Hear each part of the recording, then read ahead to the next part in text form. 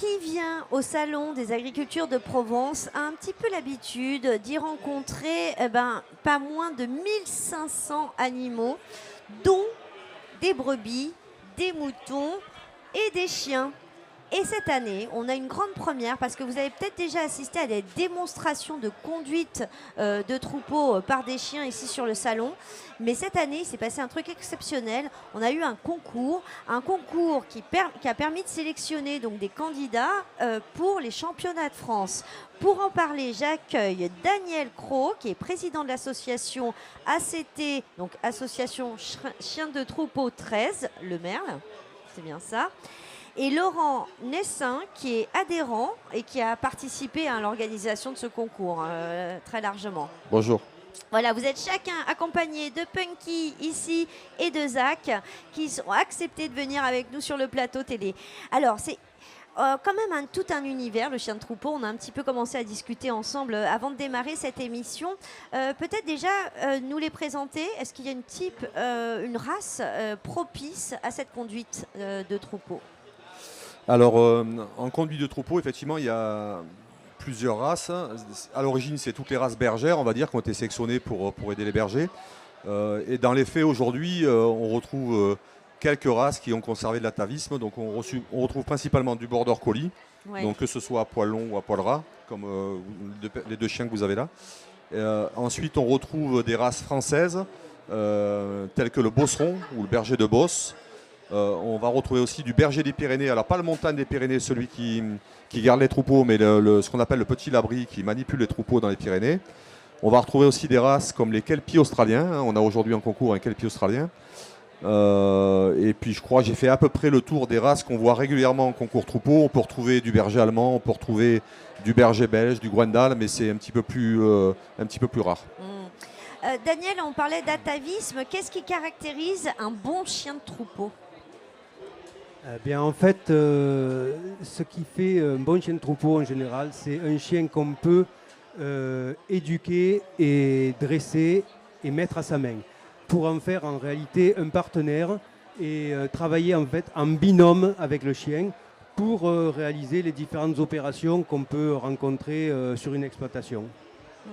Alors, peut-être un petit point de précision, parce qu'on entend souvent parler des chiens de protection, donc au rang desquels vous trouvez les patous avec qui on doit cohabiter sur les alpages. Là, il s'agit vraiment, c'est pas le rôle de ces chiens-là.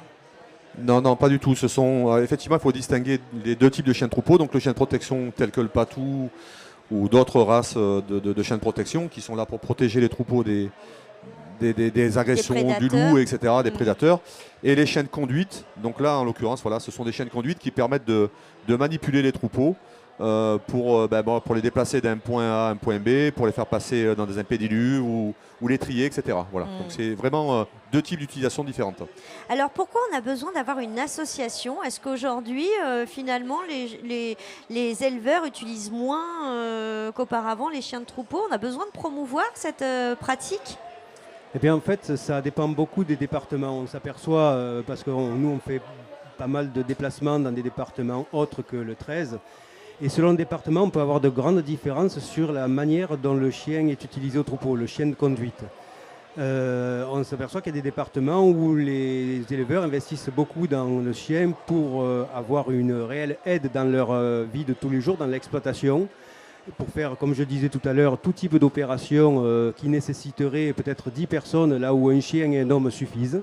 C'est-à-dire déjà sur comme on dit, guider le troupeau, mais oui, pas que, c'est ça ? Non, pas uniquement, parce qu'il y a tout ce qui est manipulation, on va dire en plein air, c'est-à-dire juste aller chercher un troupeau dans un champ ou dans une montagne, ou le faire garder, et jusqu'ensuite aller jusque dans le travail en bergerie, où il faut que le chien soit plus doux, on va dire, pour pas que les brebis soient tassées dans un coin de la bergerie, et pouvoir faire les manipulations en bergerie. Donc on a tout ça qui doit être retrouvé dans un chien, et selon le département, on s'aperçoit qu'il y a quand même de grandes différences.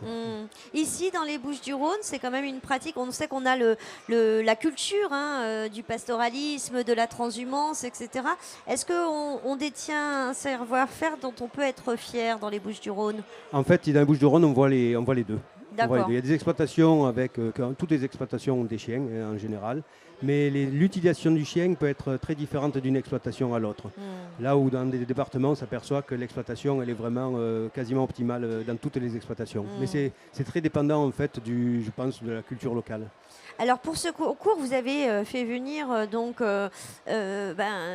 des chiens de troupeau de tous les, enfin pas de tous les départements. Je crois qu'on a combien? 14 départements? Non, en fait, on a 14 concurrents, mais il n'y a pas 14 départements. En fait, il y a pas mal de concurrents qui sont du 13 d'ici. Oui. Mais il y a des concurrents qui viennent du Tarn, de Strasbourg, donc de l'Alsace. Strasbourg, l'Alsace. Le juge, lui, vient de la Meuse, il me semble, quelque chose comme ça. D'accord. Et puis on a quelques autres concurrents qui viennent du centre de la France. Voilà, donc, alors pour ceux qui n'ont pas pu assister au concours, quelles sont les épreuves? Alors rien n'est perdu parce que le concours va durer toute la journée aujourd'hui. Ah super, donc on est samedi, donc cet après-midi vous pouvez effectivement vous rendre au concours. Ok, super. En fait le concours d'aujourd'hui c'est les niveaux 3, donc on va dire c'est les confirmés.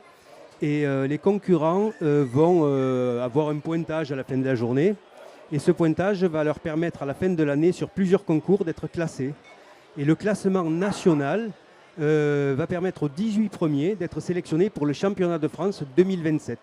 Donc la sélection 2026 pour le championnat 2027. Et ça aura lieu où? On sait déjà? Non. Cette année. Je vous avoue que c'est déterminé, mais je ne me rappelle plus. Bon, d'accord. C'est dans la Creuse, non? Oui, celui de cette année, c'est dans la Creuse. L'année prochaine, c'est dans centre de la France. Oui, et après, c'est après, il me semble que c'est de nouveau dans l'Aveyron aussi. Et de nouveau dans l'Aveyron. Bonjour l'Aveyron, je le dis parce que quand même. Bonjour Créjoul. Ça, c'est pour aujourd'hui.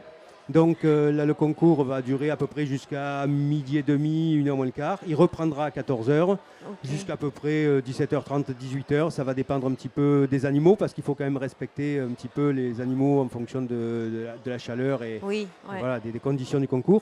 Et demain, on aura les niveaux intermédiaires, niveau 2. Et de même, on partira de 9h à midi et demi. Et puis pareil, l'après-midi, de 14h à 16h. D'accord. Bah écoutez, je vous invite à nous rejoindre ici sur le Salon des Agricultures de Provence. Merci à vous deux pour assister à ces démonstrations, à ce concours qui est juste impressionnant. Hein. On le voit, il suffit d'un mot pour que tout le paysage du troupeau se modifie. Ça se passe sur le Salon des Agricultures de Provence, au domaine du Merle.